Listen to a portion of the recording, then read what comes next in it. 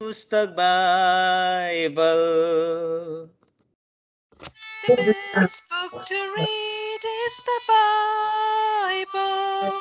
The best book to read is the Bible. If you read it every day, it will help you all the way. Oh, the best book to read is the Bible. Thank you हाम्रा प्रिय भाइ बहिनीहरूलाई धन्यवाद छ.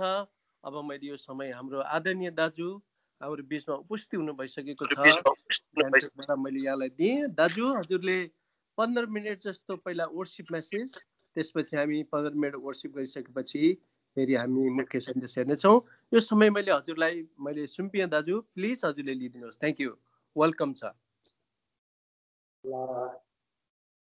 सबैलाई हाम्रो धेरैका मण्डलीको बिहाबाट अनि सबै हामी दुर्बलहरूबाट संसारभरि भएका परमेश्वरका भक्तजनहरूको सामनेमा आई जय मसीह.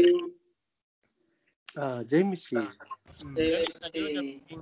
जय मसीह. अब हामी आत्मामा हामी गइरहेका छौँ. 15 मिनट भित्रमा हामी उपासनाको वचन हामी हेर्छौँ. हामीले वचन चाहिँ अनुवाद गर्नुपर्छ. माफ गर्नु होला दाजु, हामी बिचमा चाहिँ दोभाषी मानिसहरू भएको हुनाले, प्रिय दाजुभाइ दिदी भएको हुनाले हामी अनुवाद पनि गर्नु परेको छ. माफ गर्नु होला, मैले हजुरलाई भनिनँ. थ्याङ्क यू दाजु. छोरा, हाम्रो छोरा एनोसले अनुवाद गरिदिनुहोस्. थ्याङ्क यू छोरा.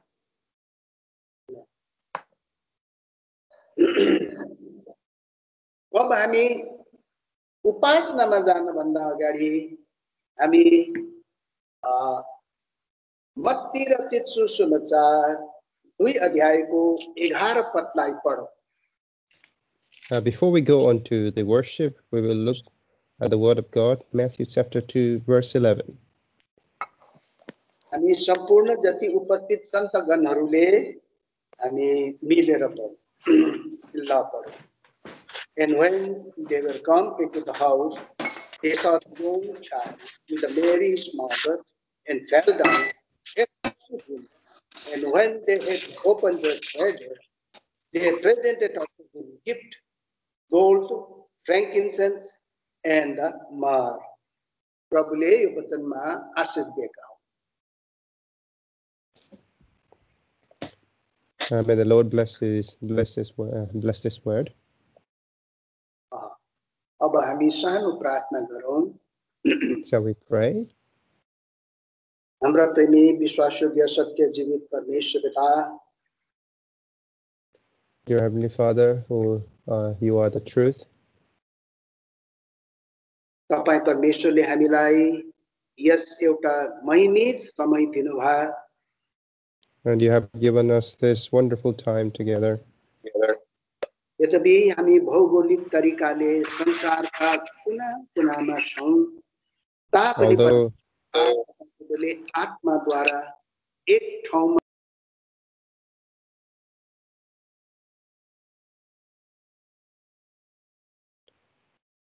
Sorry, बडा तपाईको म्युट गरिदिएको छ.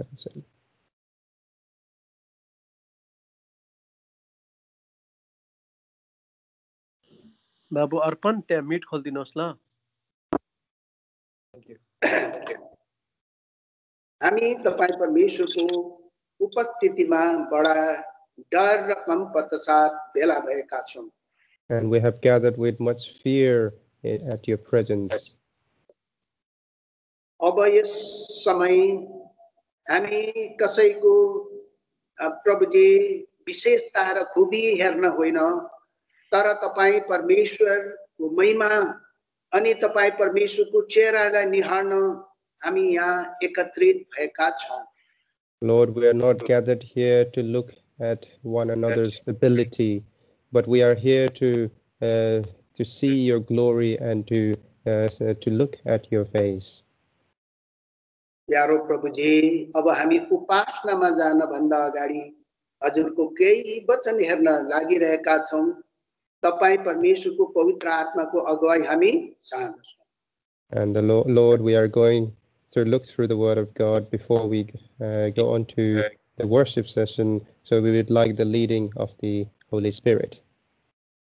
सूत्रमा विशेषता केही पनि छैन, तर यदि तपाईं परमेश्वरले मलाई आफ्नो पवित्र आत्माको ताजा अभिषेक दिनुभयो भने यो कुरो हुन सक्छ।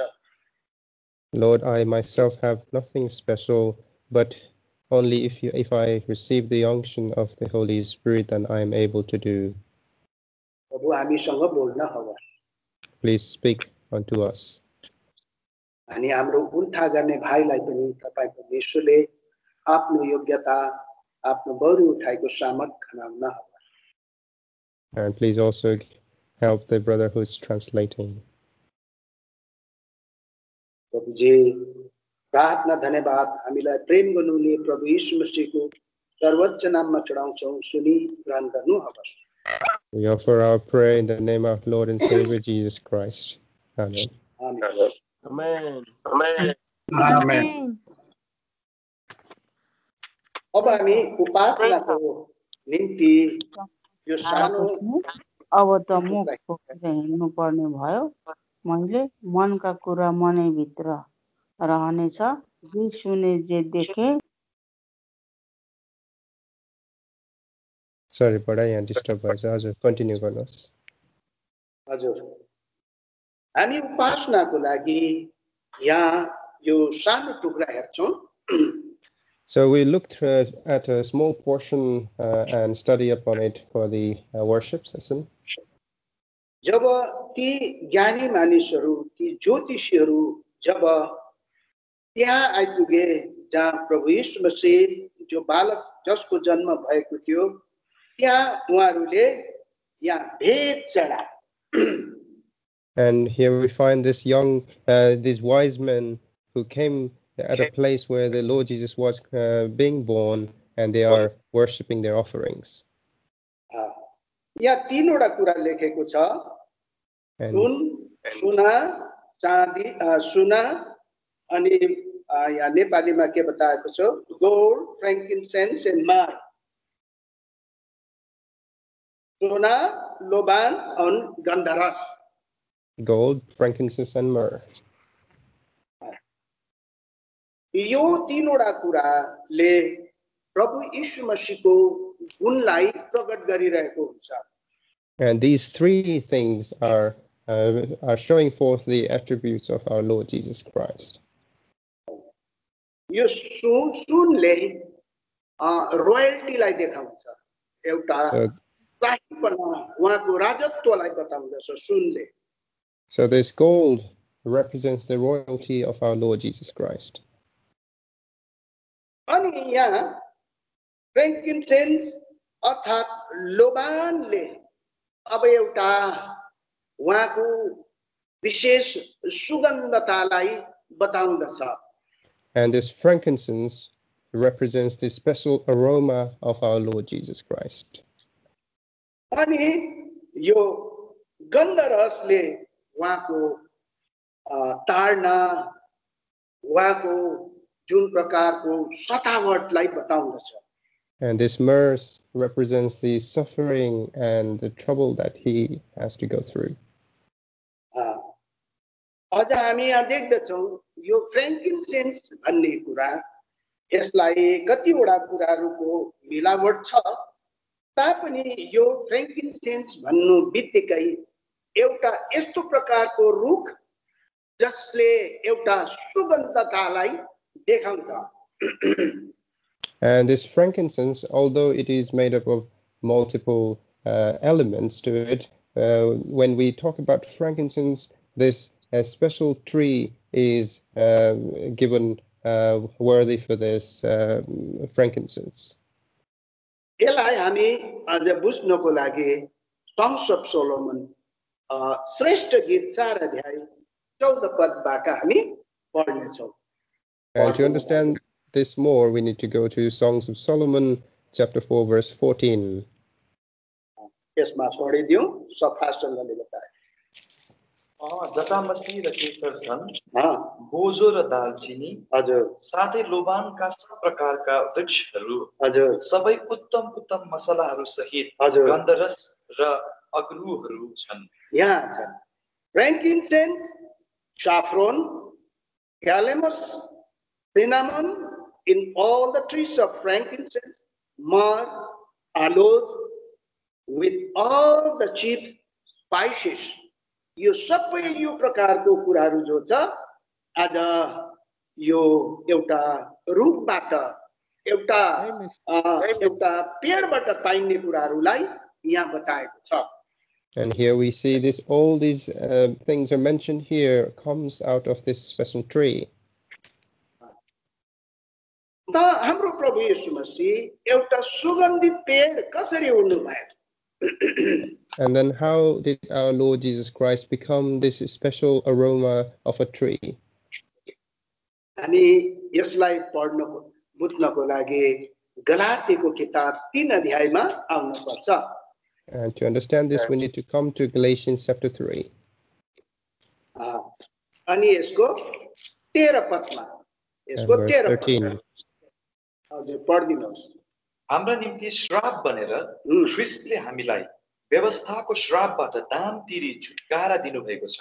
अनि किनकि लेखिएको छ, हजुर हरेक जो रुखमा झुन्डिन्छ त्यो श्रापित हो। हेर्नुहोस् त यस प्रकारको हाम्रो प्रभु एउटा लोबान बन्नुभयो, एउटा फ्रैंकिन्सेन्स बन्नुभयो। उहाँ सम्पूर्ण मानिस जातिको लागि त्यो रूपमा झुन्डेकन उहाँ परमेश्वरको निम्ति एउटा सुगन्ध द्रव्य उहाँ बन्नुभयो। So in this way, our Lord Jesus Christ, he became the frankincense that he offered himself on that cross, and to become the smell of sweet offering of frankincense unto his Father. हामी इफिसी 5 अध्याय अनि 1 र 2 पदमा बडा राम्रो प्रकारले त्यसको स्पष्टीकरण पनि यहाँ दिएको छ। And on Ephesians chapter 5 verses 1 and 2, we can have a great explanation there. यसकारण तिमीहरू प्रिय बालकहरू चाहिँ परमेश्वरका देखासेखी गर्नेहरू हो र प्रेममा हिँड, जसरी ख्रीष्टले पनि हामीलाई प्रेम गर्नुभयो र मिठो बासना दिने सुगन्ध हुनका लागि भेटी र बलिदानको रूपमा आफैलाई हाम्रा निम्ति परमेश्वरकहाँ अर्पण गर्नुभयो। यस प्रकारको कुरा हामी देख्दछौँ कि कसरी प्रभु येशू मसीह हाम्रो लागि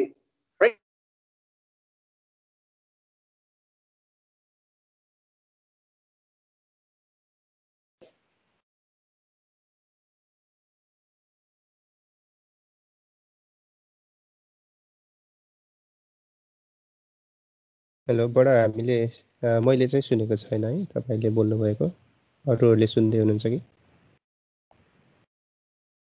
उहाँको नेटमा प्रब्लम भयो जस्तो छ भाइ। हजुर त्यस्तै लाग्यो। अनि यसैलाई अहिले र प्रेममा हिँड, हजुर जसरी ख्रीष्टले पनि हामीलाई प्रेम गर्नुभयो र मिठो बासना दिने सुगन्ध हुनका लागि भेटी र बलिदानको रूपमा आफैले हाम्रा निम्ति परमेश्वरकहाँ अर्पण गर्नुभयो। तो यस प्रकारले प्रभु येशू मसीह हाम्रो लागि फ्रैंकिन्सेन्स भन्नुभयो। अब हामी यही कुरो अलिकति यहाँ हामी लेभिटिकस अर्थात् यस किताबमा हामी देख्छौँ, लेखको किताबमा 24 अध्याय। Please turn to Leviticus chapter 24.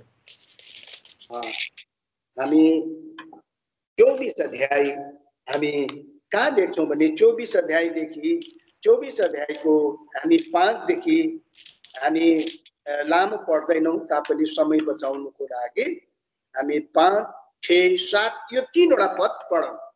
And we'll read chapter 24 verses 5, 6 and 7. पढिदिनु। अनि तिमीले मैदा लिनु र त्यसबाट 12 वटा रोटी पकाउनु। हरेक रोटीमा एपाको 10 भागमा 2 भाग मैदा होस्। अनि तिमीले तिनलाई परमेश्वरको परमप्रभुको सामु चोखो टेबलमाथि 2 लहर पारेर एक लहरमा 6 वटा हुने गरी मिलाएर राख। अनि तिमीले हरेक लहरमाथि चोखो लोबान राख्नु र त्यस रोटीमाथि यो सम्झना स्वरूप रहोस्, परमप्रभुका निम्ति आगोले चढाइएको बलि होस्। यो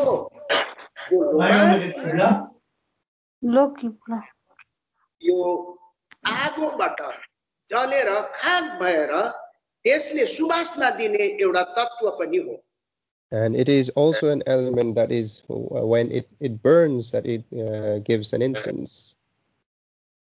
अनि यहाँ हामी निवास स्थानमा देख्छौं जब यो भेटको रोटी राख्ने जो टेबलमा त्यहाँ दुई थाक गरिकन रोटी राखिन्थ्यो।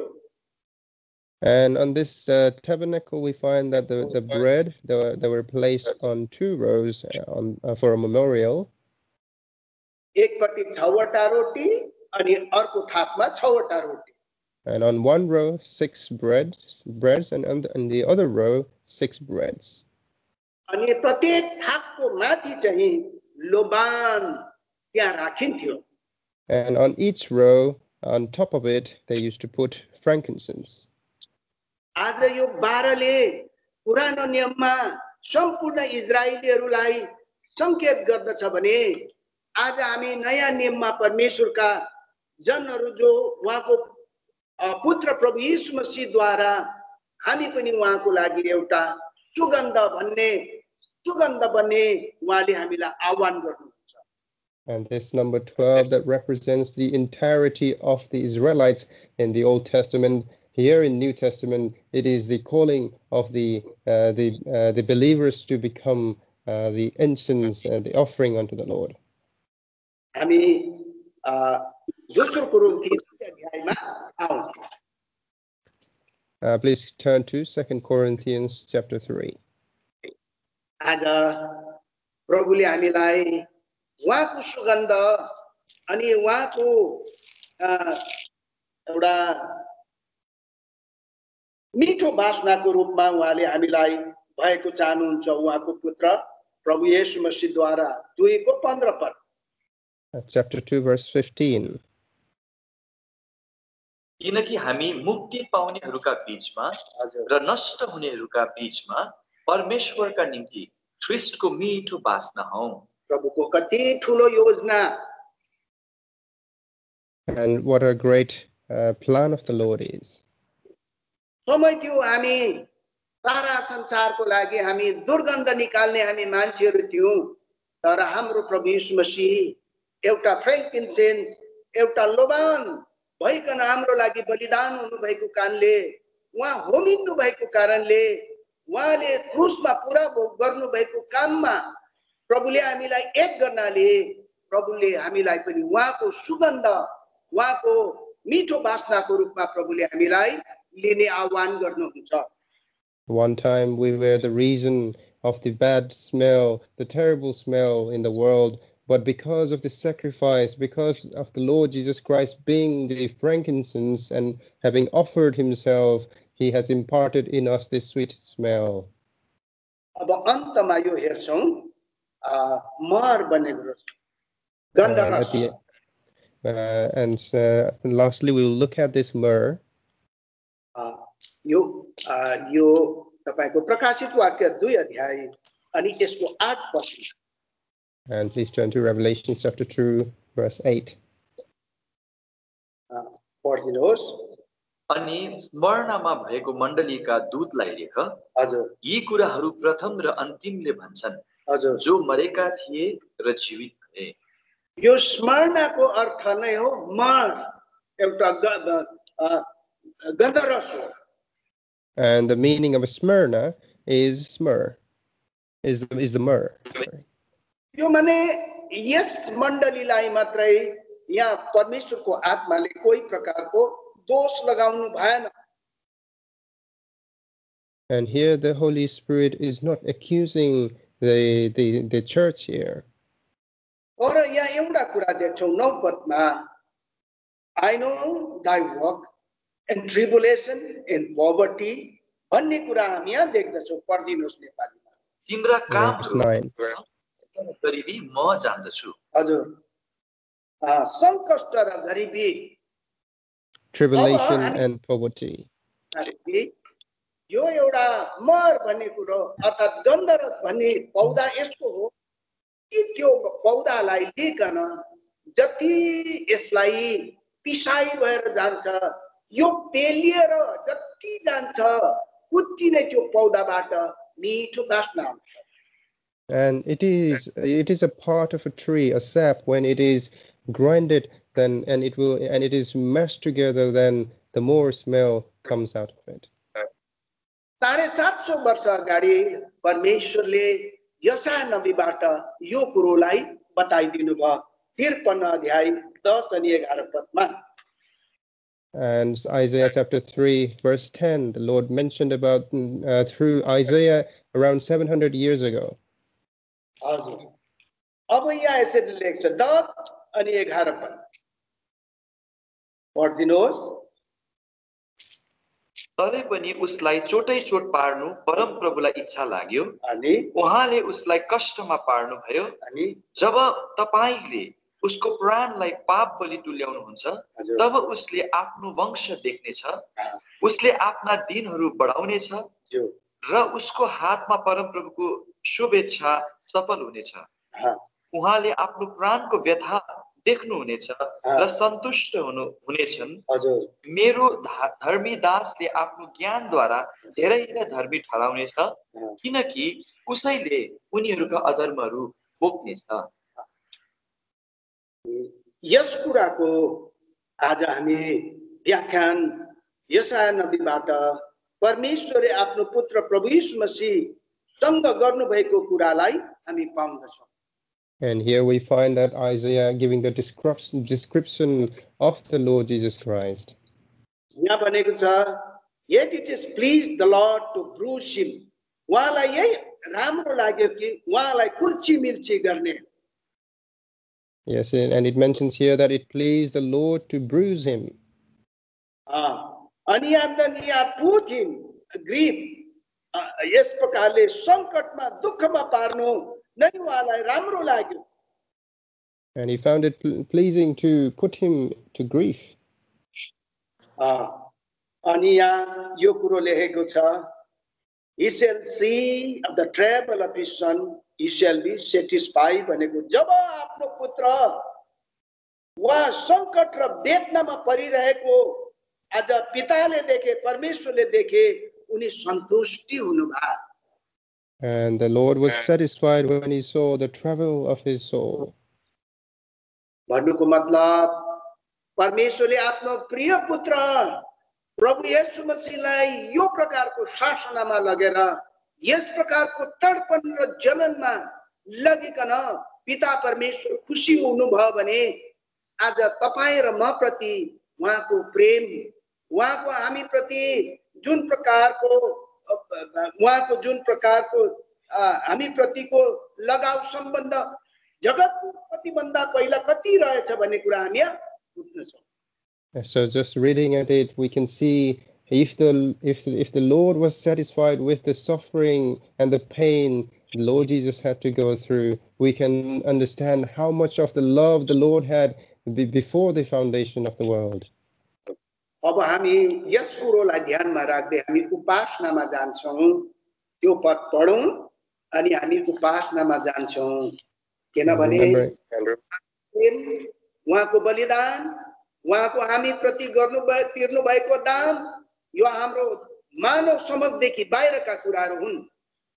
And remembering all this, we will go on to the worship reading a portion from the Word of God. अब त्यही 2 अध्यायको 11 पद सबै मिलेर हामी पढ्छौँ, त्यसपछि हामी उपासनामा जान सक्छौँ. Chapter 2 verse 11 we shall read.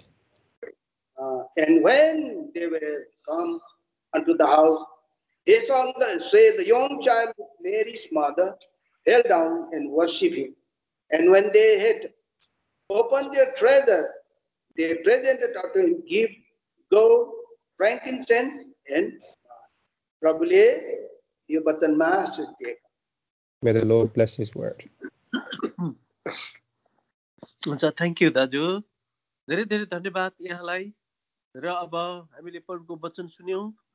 Matthew 2:11 पदमा 3वटा कुरा लिएर ज्योतिषीहरू चाहिँ प्रभुलाई दण्डवत